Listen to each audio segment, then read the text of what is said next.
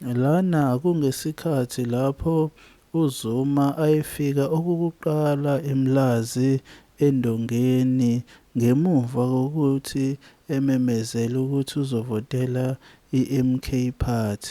Njengoba ubona-ke nezokuphepha zaziqine kakhulu, wena-ke ongazange ulithole ithuba lokuthi ubone ukuthi abantu bamjabulela kangakanani uNxamalala uZuma mayefika phakathi kwabo ezindongeni eMlazi. Awubuke-ke kulamavidiyo alandelayo. Ungakhohlwa ukusubscribe, ushare, ulike le video.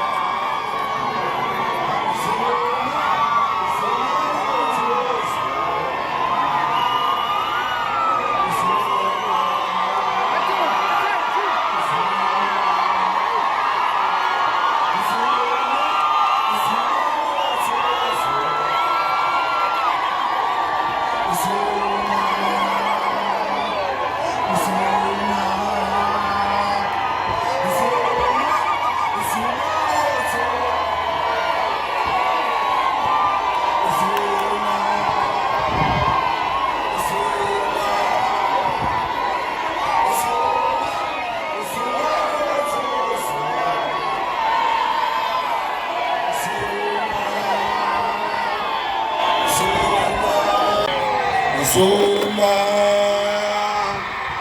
Zuma, Zuma, Zuma, Zuma,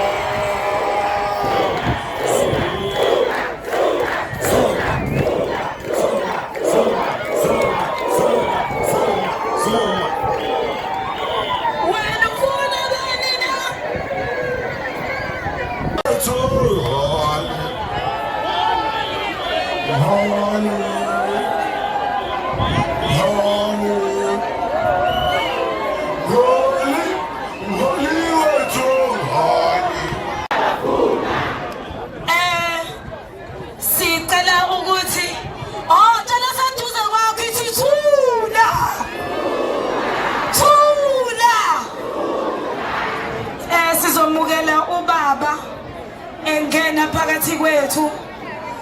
Siyabonga kakhulu baba. Abaningi bethu bayajabula ukumbona nje eduzane kanje.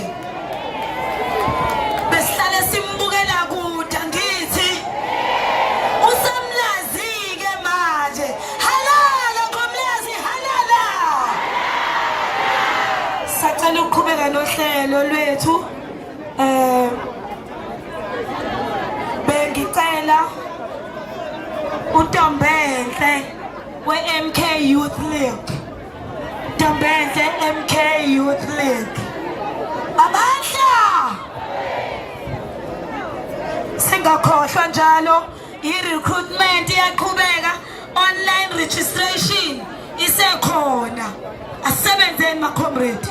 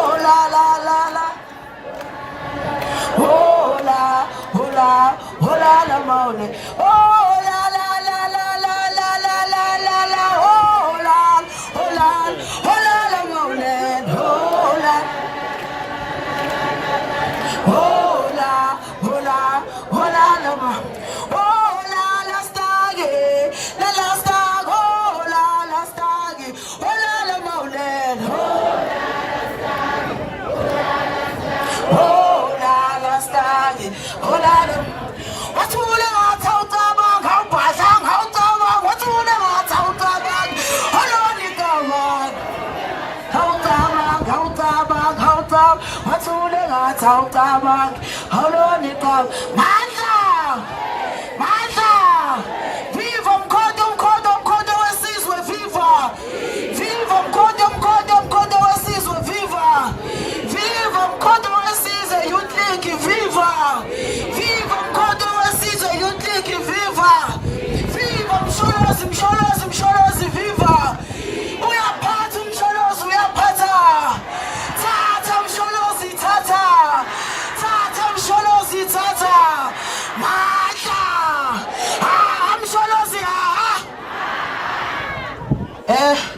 ngizoba mfishane kakhulu angizoba mude.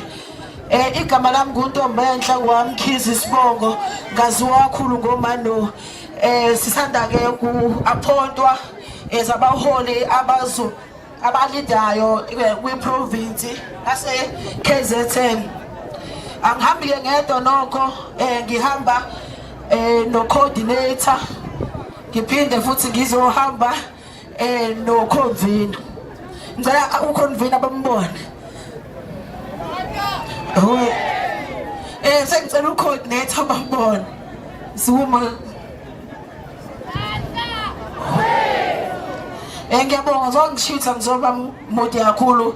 Ngizocela ukuthi ngibingelele umsholozi ngokukhulu ukuyithoba. Ngibingelele bonke ubuholi. Viva qala emakhanda khanda viva. Viva magena bevalile viva. Viva maphuma phakathi oqede wasilitha viva. Viva Totela Silagi viva.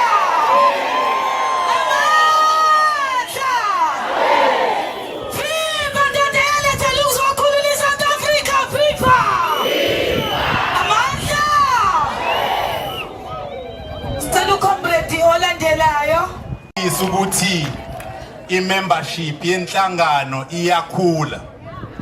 So engicelayo ma comrades ukuthi sihloniphane sisodwa. Siphinde sihloniphe umphakathi esiya kuwona. Inhlonipho ibalekile. Kunabafowethu ebesinabo. Kodwa sizwa mabekhuluma. Uyabona ke mawukhuluma uthuka umuntu omdala. Ongangobaba uNcamalala kwenza ukuthi nomunye umuntu umzali ongangomzali wakho acabanga umzali wakho uthi uqhamuke ekhaya elinjani. So konke abakwenzayo mabehlasela uNcamalala kwenza ukuthi sibone ukuthi baqhamuke emakhaya kanjani. Khona into engicela ukisho baba Msholozi, ngo-2011 wawusesimahleni namba nesilo esibuzile isekhaya lapho. uNcamalala uma ekhuluma ngento yokubuyiswa komhlaba wasiqinisekisa wathi umhlaba wasembu uzobuya. Mhlambe uminister wawumfakile eNcamalala ka reportanga umosebenzizwana eka-Land Affairs waqinisekisa ukuthi umhlaba wasekhaya kusuka eMbumbulu uzoyophuma phezulu wabuye. So ngiyakulento ethi uNcamalala mekhuluma ngokubuyiswa komhlaba akakhulumi ngento angayazi. Induna zamakhosi ziqala ukuhola ngesikhathi sika baba uNcamalala. So uma ethi uNcamalala uzonika ubukhosi isidima sabo uqale ngeinduna zamakhosi zahola esikhathini sika baba uNcamalala. Kune pilot project eyayikhishwa eyayenziwa IDT kwakwakhiwa izindlu zamakhosi kwenzeke ngesikhathi sika Ncamalala. So ngisho ukuthi zonke lezi zinto esizikhulumayo umuntu mebuza ukuthi lokhu kona funa sikhulume ngemsebenzi aseyenzile ubaba Ncamalala. Njengoba ekhuluma ukuthi asibe nebhenki lethu siyimele ekhuluma ukuthi akubuye umhlaba. So konke ke lokhu indlela ukuthi sikwenze ukuthi siyoshintsha iconstitution. Indlela ukuthi siyoshintsha iconstitution.